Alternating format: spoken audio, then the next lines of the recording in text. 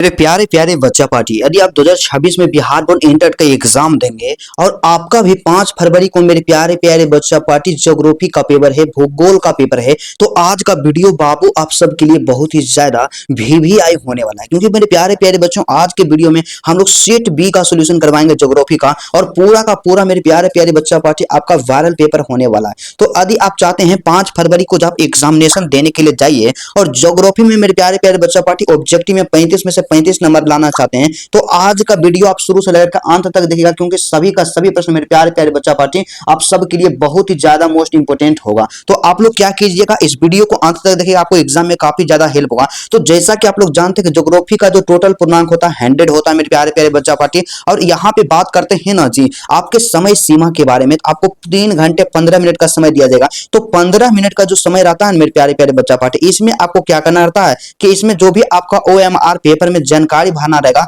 सबको वहां पे भर देना मेरे प्यारे प्यारे बच्चा पार्टी। और सबसे ज्यादा जरूरी आपके एग्जाम में बाबू कम समय बचा हुआ है, तो आप लोग क्या कर कीजिएगा कि परीक्षार्थियों के लिए जो निर्देश रहता है, इंट्रोडक्शन फॉर द कैंडिडेट्स रहता है, इसको आप जरूर पढ़िएगा। जैसे कि यहाँ पे 1 नंबर में यहाँ पे दिया गया मेरे प्यारे प्यारे बच्चा पार्टी, आप लोग इसको पढ़ लीजिएगा कि प्रश्न पुस्तिका क्रमांक 10 अंकों का आपको लिखना होता है। उसका दूसरा चीज यहाँ पे क्या दिया गया है कि परीक्षार्थी अथासंभव उत्तर अपने शब्दों में ही दीजिए। तो इतना ही मोस्ट इंपोर्टेंट पॉइंट्स यहाँ पे रहता है मेरे प्यारे प्यारे बच्चों। तो तमाम पॉइंट्स को आपको जरूर पढ़ना है बाबू, एग्जाम के दृष्टिकोण से आपका बहुत ही ज्यादा इंपोर्टेंट है। तो मेरे प्यारे प्यारे बच्चा पार्टी, जैसे ही आपको पेपर मिलेगा तो सबसे पहले आपको सेक्शन ए रहेगा लिखा हुआ, और यहाँ पे क्या रहेगा खंड ए, मतलब कि सेक्शन ए, और इसमें वस्तुनिष्ठ प्रश्न रहेगा, मतलब ऑब्जेक्टिव आंसर टाइप क्वेश्चंस रहेगा आपको दिया हुआ। और यहाँ पे क्या करना, इस निर्देश को आपको पढ़ना है कि प्रश्न संख्या 1 से 70 तक के प्रत्येक प्रश्नों के साथ 4 विकल्प दिए गए हैं, जिनमें से कोई एक सही है। इन 70 प्रश्नों में से किन्हीं 35 प्रश्नों का अपने द्वारा चुने गए विकल्प को OMR उत्तर पुस्तक पर अपना आपको चिन्हित करना है मेरे प्यारे प्यारे बच्चों। तो केवल आपको क्या एग्जाम में मेरे प्यारे बच्चों 70 ऑब्जेक्टिव रहेगा, और 70 में से आपको 35 बनाना है मेरे प्यारे प्यारे बच्चों, और इससे ज्यादा नहीं बनाना है। कई ऐसे बच्चे होते हैं जो 35 की जगह पे सोचेंगे हम 50 बना देंगे तो हमको ज्यादा नंबर मिलेगा। ऐसा काम कीजिएगा, आपको एग्जाम में बाबू फेल होने से कोई नहीं रोकेगा। तो चलिएगा जी, आप जिसका बेसब्री से इंतजार करेंगे, हमारे पास सबसे पहला प्रश्न है, ऑब्जेक्टिव क्वेश्चन दिया गया है मेरे प्यारे प्यारे बच्चा पार्टी 1 नंबर का। तो इसका सिंपल सा कहना है मेरे प्यारे प्यारे बच्चों कि संदेशों का आदान प्रदान क्या कहलाता है मेरे प्यारे प्यारे बच्चा पार्टी। तो संदेशों का आदान प्रदान जो होता है संचार कहलाता है। क्या कहलाता है? संचार कहलाता है। उसके बाद अगला जो क्वेश्चन हमारे पास दिया गया है कि क्या वाक्स्रोतीकरण सहायक क्या है मेरे प्यारे प्यारे बच्चा पार्टी। तो यहाँ से इसका जो सही आंसर हो जाएगा इनमें से सभी हो जाएगा, ऑप्शन नंबर डी को बिल्कुल आप सही कीजिएगा, काफी ज्यादा मोस्ट इंपोर्टेंट है। उसके बाद अगला जो हमारे पास प्रश्न है 3 नंबर का दिया गया, सिंपल है कि पनामा नहर की लंबाई कितनी है। क्या पनामा नहर की लंबाई कितनी है मेरे प्यारे प्यारे बच्चों। तो पनामा नहर की लंबाई के बारे में बात करते हैं तो 82 किलोमीटर है। आप लोग ऑप्शन नंबर सी को बिल्कुल सही कीजिएगा। उसके बाद अगला जो क्वेश्चन हमारे पास दिया गया है 4 नंबर का, मोस्ट इंपोर्टेंट है मेरे प्यारे बच्चों कि निम्नलिखित में से कौन सा एक चतुर्थक क्रियाकलाप है।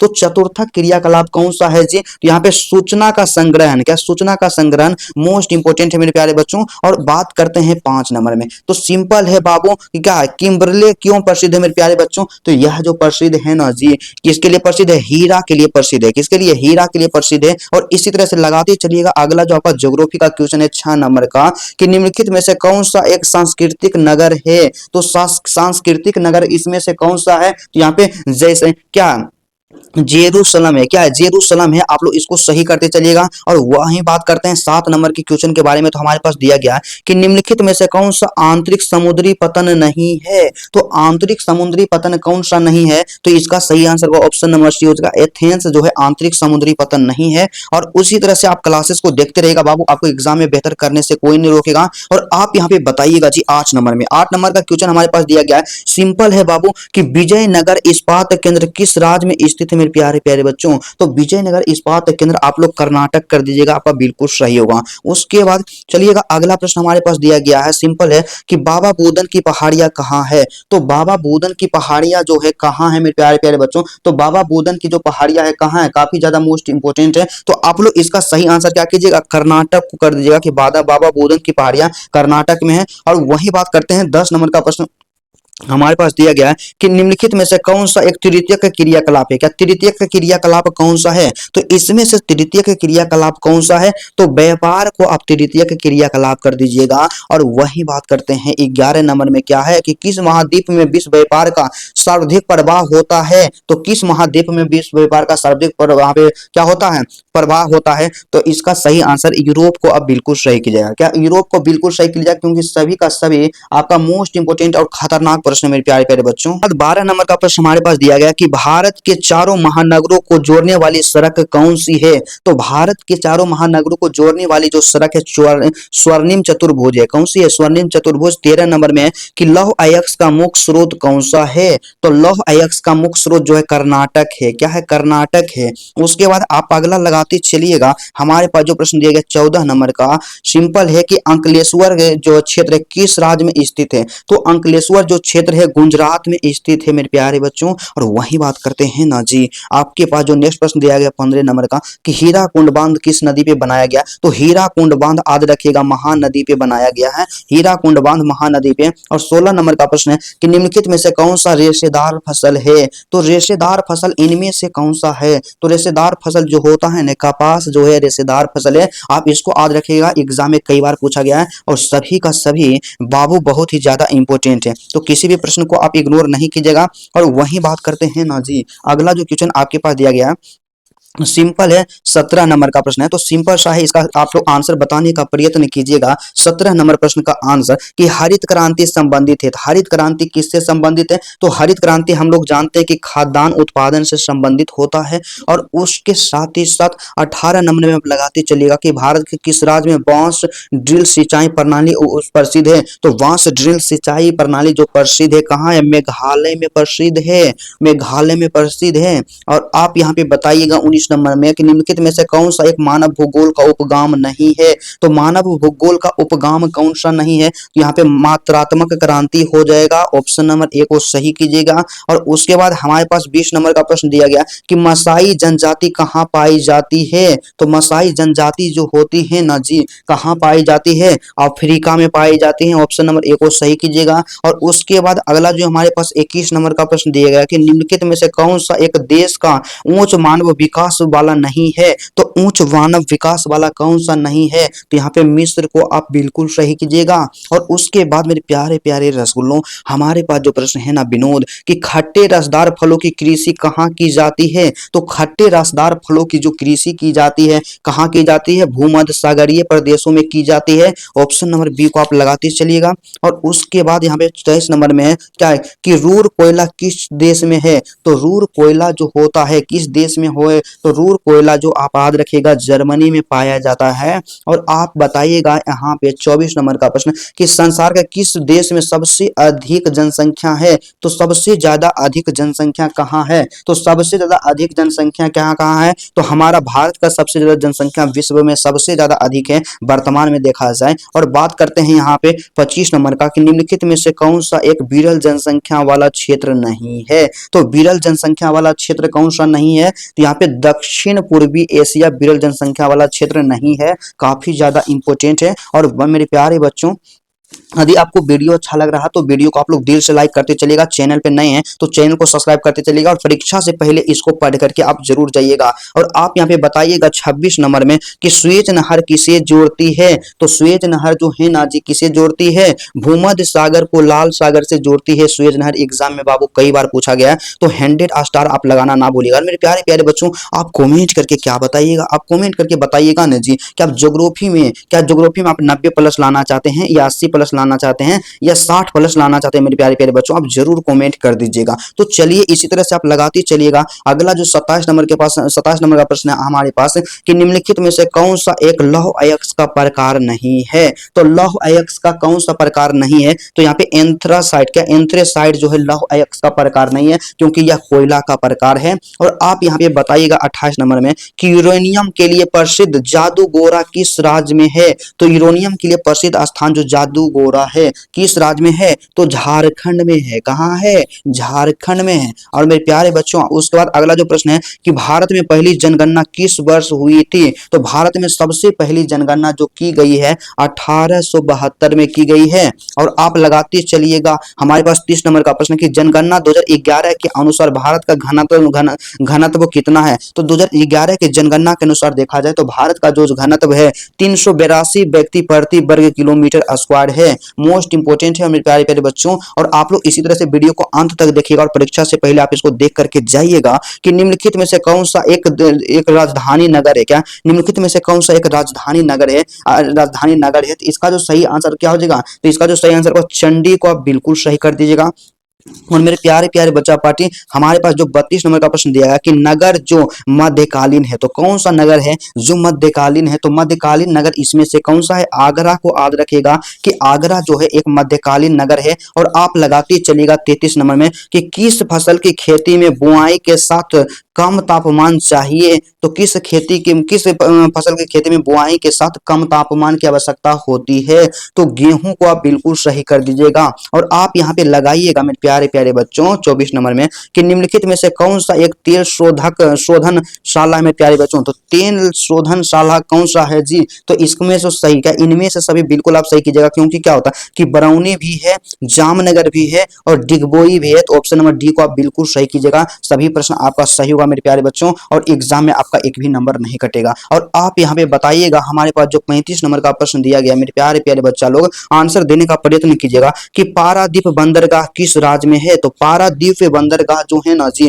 कहाँ है? ओडिशा में। कहाँ है मेरे प्यारे प्यारे बच्चों? ओडिशा में। सभी का सभी प्रश्न आपके एग्जाम के दृष्टिकोण से बाबू बहुत ही ज्यादा मोस्ट इंपोर्टेंट है। तो जितना क्वेश्चन बताया जा रहा है उतना का सोल्यूशन आप करते जाइएगा। और मेरे प्यारे प्यारे बच्चा पार्टी अगला जो आपके पास क्वेश्चन दिया गया 36 नंबर का क्या है कि आईटीडीपी निम्नलिखित में से किस संदर्भ में वर्णित है? तो यह जो वर्णित है किस संदर्भ में वर्णित है? तो यहाँ पे समन्वित जनजातीय विकास कार्यक्रम से वर्णित है। ऑप्शन नंबर सी को आप बिल्कुल सही कीजिएगा। और आप लगाते चलिएगा अगला जो हमारे पास 37 नंबर का प्रश्न है कि इंदिरा गांधी नहर कमान क्षेत्र में सतत पोषणीय विकास के लिए क्या सबसे महत्वपूर्ण है? तो सबसे महत्वपूर्ण जो होती है मेरे प्यारे प्यारे बच्चा पार्टी क्या होती है? पारिस्थितिकी विकास होती है। ऑप्शन नंबर सी को आप लगाते चलिएगा। और 38 नंबर का प्रश्न है कि भारत में वायु परिवहन की शुरुआत कब हुई? तो आप लोग हमेशा याद रखिएगा कि भारत में वायु परिवहन की शुरुआत 1911 में ईस्वी में हुई है। एग्जाम में कई बार पूछा गया है। और 39 नंबर में कि नॉर्थ अटलांटिक मार्ग किसे जोड़ता है? तो नॉर्थ अटलांटिक मार्ग जो है ना उत्तरी अमेरिका को यूरोप से जोड़ता है। ऑप्शन नंबर ए को आप बिल्कुल सही कीजिएगा। और उसके बाद हमारे पास 40 नंबर का जो प्रश्न दिया गया है मोस्ट इंपोर्टेंट है कि निम्नलिखित में से कौन सा एक स्थलबद्ध बंदरगाह है? तो स्थलबद्ध बंदरगाह कौन सा है? तो हमारा ऑप्शन नंबर ये हो जाएगा विशाखापत्तनम जो है स्थलबद्ध बंदरगाह है। और उसके बाद 41 नंबर का है कि राष्ट्रीय जलमार्ग संख्या 1 किस नदी पर और कहां तक है? तो राष्ट्रीय जलमार्ग संख्या जो 1 है किस नदी पे है? तो यहाँ पे ऑप्शन नंबर ये हो जाएगा कि इलाहाबाद से हल्दिया तक है, मतलब कि गंगा नदी मेरे प्यारे बच्चों। ऑप्शन नंबर ए को सही कीजिएगा। और उसके बाद हमारे पास जो अगला क्वेश्चन दिया गया है 42 नंबर का कि सर्वाधिक प्रदूषण झेलने वाली नदी कौन सी है? तो सबसे ज्यादा अधिक पोल्यूशन को झेलने वाली जो नदी है यमुना नदी है। या आपसे क्वेश्चन पूछ ले कि सबसे ज्यादा प्रदूषित नदी कौन सा होगा? तो यमुना नदी को आप बिल्कुल सही कीजिएगा। और आप यहाँ पे बताइएगा कि ओपेक का कार्य क्या है? तो ओपेक जो है ना जी ओपेक का कार्य क्या है मेरे प्यारे प्यारे बच्चों? तेल निर्यात करना। क्या है? तेल निर्यात करना काफी ज्यादा मोस्ट इंपोर्टेंट है। और इसी तरह से मेरे प्यारे प्यारे बच्चा पार्टी आप लगाते चलिएगा, आपको 5 फरवरी को काफी ज्यादा हेल्प होगा मेरे प्यारे प्यारे बच्चा पार्टी। और आपके लिए पूरा का पूरा मोस्ट इंपोर्टेंट क्वेश्चन है मेरे प्यारे प्यारे बच्चों। और आप सबका कमेंट आ रहा था बहुत टाइम से कि भैया वीवीआई ऑब्जेक्टिव का सॉल्यूशन करवा दीजिए। तो तमाम प्रश्न मेरे प्यारे बच्चों आप सब के लिए बहुत ही ज्यादा वीवीआई है। और आप यहाँ पे बताइएगा जी अगला क्वेश्चन हमारे पास दिया गया है कि विश्व व्यापार संगठन WTO की स्थापना कब हुई? तो विश्व व्यापार संगठन की जो स्थापना हो गई थी 1995 में हुई है। और उसके साथ ही साथ हमारे पास 45 नंबर का जो प्रश्न दिया गया है कि भारत का सबसे बड़ा व्यापारिक भागीदारी कौन सा देश है? तो भारत का सबसे बड़ा व्यापारिक भागीदारी जो देश है कौन सा देश है? तो यहाँ पे संयुक्त राज्य अमेरिका हो जाएगा मोस्ट इंपोर्टेंट। और मेरे प्यारे रसगुल्लों आप यहाँ पे बताइएगा जी कि ध्वनि प्रदूषण का यहाँ पे प्रमुख स्रोत क्या है? तो हम लोग जानते हैं कि ध्वनि प्रदूषण का सबसे बड़ा स्रोत क्या होता है? वो उद्योग भी है, मोटर वाहन भी है और लाउड स्पीकर भी है। तो हम लोग क्या करेंगे, उपरयुक्त सभी कर देंगे यहाँ पे, जिनमें से सभी आंसर होगा। और उसके बाद 47 नंबर का प्रश्न है कि धारावी मलिन बस्ती किस शहर में नगर में स्थित है। तो यह जो है मुंबई में स्थित है। कहाँ स्थित है, मुंबई में स्थित है। और आप यहाँ पे बताइएगा 48 नंबर में कि औद्योगिकरण से कौन सा प्रदूषण होता है। तो औद्योगिकरण से कौन सा प्रदूषण होता है मेरे प्यारे प्यारे बच्चा पार्टी, आप लोग लगाते चलिएगा। तो इसमें देखिए जल प्रदूषण भी होता है, वायु प्रदूषण भी होता है और यहाँ पे ध्वनि प्रदूषण भी होता है। तो ऑप्शन नंबर डी कीजिएगा सही, इनमें से सभी आप इसको सही कीजिएगा। और आप यहाँ पे लगाइएगा जी 49 नंबर का कि निम्नलिखित में से कौन सा एक लौह अयस्क नहीं है। तो लौह अयस्क कौन सा नहीं है, तो एंथ्रेसाइट जो है लौह अयस्क नहीं है, क्योंकि यह कोयला का प्रकार है। और 50 नंबर का प्रश्न हमारे स्क्रीन पे दिया गया है कि कोपेन ने जलवायु का वर्गीकरण कब किया। तो कोपेन ने जलवायु का जो वर्गीकरण किया था मेरे प्यारे प्यारे बच्चा पार्टी 1918 में किया था। ऑप्शन नंबर जो आपका ये होगा, आप इसको सही कीजिएगा। और आप यहाँ पे बताइएगा 51 नंबर में कि मानव भूगोल क्रियाशील मानव और अस्थायी पृथ्वी के परिवर्तनशील संबंधों का अध्ययन है, यह किनका कहना था। तो यह जो कथन था ने किसका कहना था, कुमारी सैंपल का कहना था। ऑप्शन नंबर सी को आप बिल्कुल सही कीजिएगा। और आप यहाँ पे बताइएगा प्रश्न संख्या 52 कि निम्नलिखित में से कौन सा एक जनसंख्या परिवर्तन का कारक नहीं है। तो जनसंख्या परिवर्तन का कारक इनमें से कौन है जो नहीं है। तो हमारा यहाँ पे आवास जो है जनसंख्या परिवर्तन का कारक नहीं है।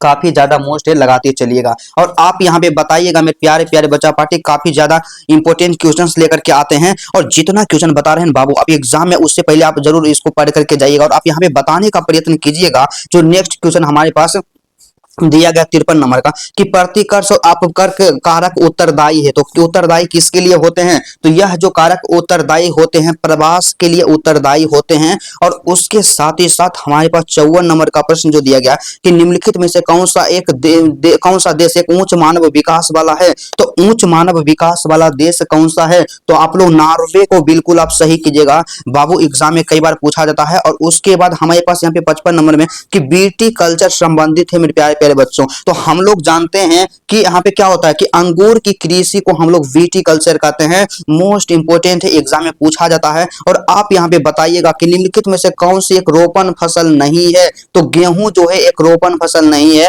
ऑप्शन नंबर सी को बिल्कुल सही कीजिएगा। और आप लगाते चलिएगा 57 नंबर में कि सहकारी कृषि सबसे अधिक सफल कहाँ रही है। तो डेनमार्क में सबसे ज्यादा अधिक सफल रही है मेरे प्यारे बच्चों, कई बार आपसे पूछा गया है और हम इसको बताए भी हैं। और आप बताइएगा कि निम्नलिखित में से कौन सा एक उद्योग दूसरे उद्योग के लिए कच्चा माल तैयार करता है। तो एक उद्योग दूसरे उद्योग के लिए जो कच्चा माल तैयार करता है उसे हम लोग आधारभूत उद्योग कहते हैं। मोस्ट इंपोर्टेंट है। और उसके बाद यहाँ पे 59 नंबर का प्रश्न हमारे पास दिया गया है, काफी इंपोर्टेंट है कि पाइप का पेड़ क्या है, पाइन का पेड़ क्या है, पाइन का पेड़ किस प्रकार के वनों में पाया जाता है। तो पाइन का जो पेड़ होता है वह किस प्रकार के वनों में पाया जाता है, तो शंकुधारी वन में पाया जाता है। ऑप्शन नंबर बी को सही कीजिएगा। और बताइएगा यहाँ पे कि ओपेक का मुख्यालय कहाँ है। तो ओपेक का जो मुख्यालय है ना मेरे प्यारे बच्चों, वियना है। कहाँ है, वियना है। ऑप्शन नंबर ए को सही कीजिएगा। और 61 नंबर का प्रश्न दिया गया सुएज नहर की कुल लंबाई कितनी है। तो सुएज नहरों की लंबाई के बारे में बात करते हैं तो 160 किलोमीटर है। कितना है, 160 किलोमीटर है। और मेरे प्यारे प्यारे बच्चा पार्टी अगला जो प्रश्न आपके पास दिया गया ना जी, काफी ज्यादा मोस्ट इंपोर्टेंट है बाबू, एग्जाम में कई बार पूछा गया है। और आप यहाँ पे बताने का प्रयत्न तो करवे कीजिएगा। 62 नंबर का कि निम्नलिखित में से कौन सा एक तृतीयक क्रियाकलाप है। मेरे प्यारे बच्चों ये तो एग्जाम में बहुत बार पूछा गया है, तो हमेशा याद रखेगा कि व्यापार जो है तृतीयक क्रियाकलाप है। उसके बाद हमारे पास है कि विश्व का सबसे बड़ा तृतीयक क्रियाकलाप कौन सा है। तो विश्व का सबसे बड़ा तृतीयक क्रियाकलाप जो है याद रखेगा पर्यटन है। क्या है, पर्यटन है।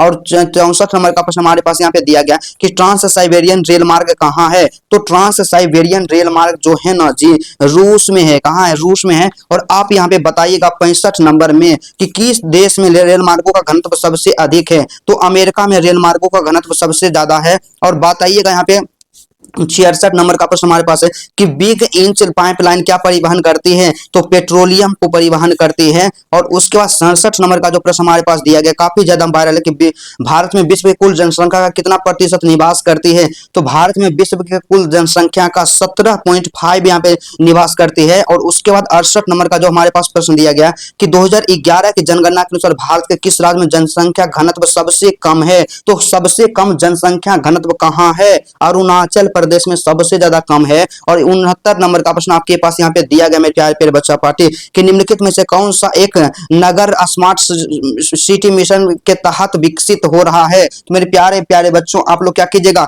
इसमें पटना भी हो जाएगा, लखनऊ भी हो जाएगा और जयपुर हो जाएगा, और इनमें से सभी ऑप्शन नंबर डी को आप बिल्कुल सही कीजिएगा। और उसके बाद सबसे अंतिम प्रश्न आज के क्लास का है मेरे प्यारे प्यारे बच्चा पार्टी कि नमामि गंगे योजना कब शुरू हुआ। तो नमामि गंगे योजना की शुरुआत 2014 ईस्वी में किया गया था। मेरे प्यारे प्यारे बच्चों आज की क्लास में आपको 70 MVVI ऑब्जेक्टिव का सॉल्यूशन करवा दिए हैं। और यदि आपको वीडियो अच्छा लगा ना बाबू तो सबसे पहले वीडियो को लाइक कर दीजिएगा, चैनल पे नई है तो चैनल को सब्सक्राइब करके अपना दोस्त बन जाइएगा, एग्जाम में दिक्कत नहीं होगा। और एक प्यारा प्यारा कमेंट कीजिएगा मेरे प्यारे प्यारे बच्चा पार्टी कि सबसे ज्यादा कमजोर सब्जेक्ट आपका कौन सा है, हम उसका सोल्यूशन जल्द से जल्द करवा देंगे। तो चलिए आज की क्लास को यहीं पे रहने देते हैं, फिर आपसे मिलते हैं नेक्स्ट वीडियो में नेक्स्ट टॉपिक के साथ। तब तक के लिए जय हिंद।